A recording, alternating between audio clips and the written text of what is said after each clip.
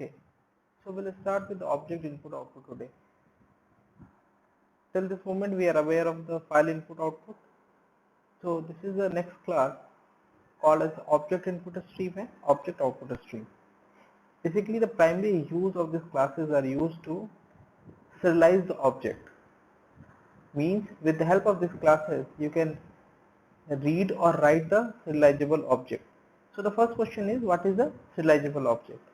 So till this moment whatever the classes you have created and objects you have created have a life until the program is within the execution. This means whenever your program is within the execution, you have that object. Once you exit from that particular program, your object is automatically destroyed. Suppose you want to store your object into a persistable, or you can say as a persistent storage like hard disk or some files. In a persistent storage, we need the object something called as a serializable object, or in other words we can say an object that can be written into a persistent storage is called as a serializable object. Object input stream and object output stream enable you to perform IO for objects in addition to the primitive type values and strings. Till this moment, you are aware how to perform IO operations, that is storing inside a file or retrieving from the file, for the primitive type values such as int, boolean, byte, and also for the string. Now we will try how to do the IO on the object.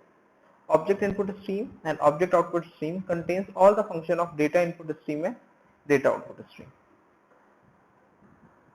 Look at the constructor and the methods of the object input stream. So basically we have one method called as the read object. Now the basic need of the read object is it reads the object, current object, and that is like if you want to read that object, suppose the object is already stored inside a persistent storage, you will need the use of this object input stream to read that object. Is that fine? Come to the constructor and the methods of the object output stream. See, object output stream is basically used to write the object into the persistent storage, or in a more precise way, it should be a file.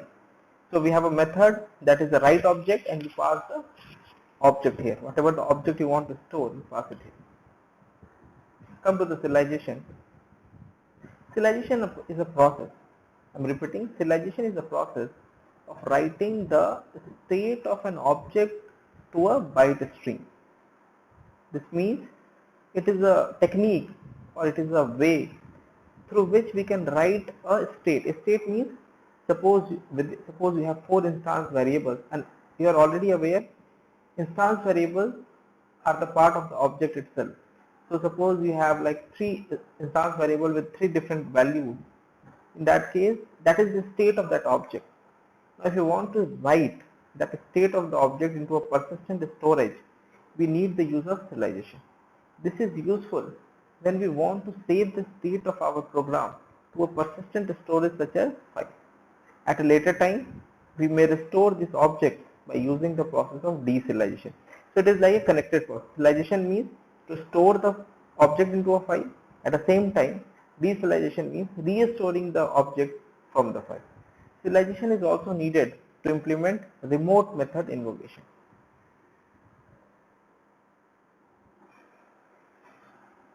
An object to be serialized may have reference to other objects, in which in turn have the references to still more objects.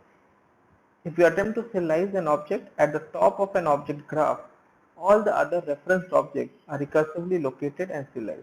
So if you have like references to the multiple objects, if the top level object in the object graph would be serialized, in turn everything recursively will be located, all the objects that are referenced to each other, and would be serialized consecutively.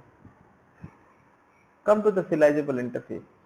Only an object that implements the serializable interface can be saved and restored by the serialization facility. It means a class that implements the serializable interface only the objects of such classes could be stored inside a file. The serializable interface does not define any member of its own, means it does not have any member. It is simply used to indicate that the class may be serialized. It is work as an indicator. If a class is serializable, all of its subclasses are also serializable. Means if the parent is serializable, its childs are obviously serializable. So see with a program.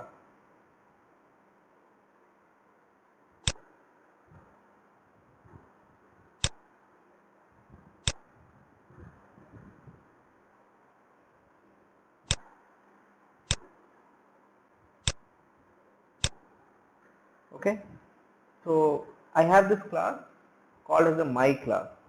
It implements serializable means any object of this class will can be stored inside a file. Okay, now so we have, so this is my class, this is the serialization demo, and this is the deserialization, how to deserialize. We'll go one by one. We'll see first here. Hello. Okay, so we have my class that implements the serializable. Now since means this class object could be serialized. Now okay, so I have a class called as a my class that implements the serializable interface. This means the object of this class, my class, could be stored using the serialization process and could be retrieved using the deserialization process. So I have two variables, primitive types. One is an integer, one is a double, and I have something called as a string object. Now again we have a constructor that accepts the parameter. So we are just passing the values from the parameter to the object, its instance variables of this class. I have a overridden toString method that will return the values of S, I and D respectively. Okay, so we'll go to the serialization demo here. Now I have a try within the try block. I'm creating the object of my class as object 1 and I'm passing three values. You can see here the parameter is a string, int and double. At the same time I'm passing a string, integer value and a double value, and then I'm just trying to print that value by directly, since I have a toString as already overwritten there that prints the content of the instance variables there. So in the same thing, we are just printing object 1, it will print all the values there. Now with the help of the file output stream, because serialization means you have to store something inside a file. So I need the object of the file output stream and I am passing the file name as a string here. Now with the help of the object output stream, I am passing the object of the file output stream here, and then with the help of the write object method, I am writing the object 1 inside the file.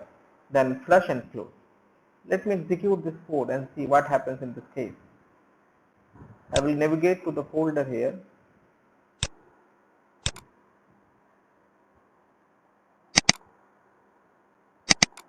Currently I did not have that particular file. The file name is serial.txt. Okay, it has, so I will just delete it. So okay, just make it, there is no file we have. Okay, so in this case I will start execution.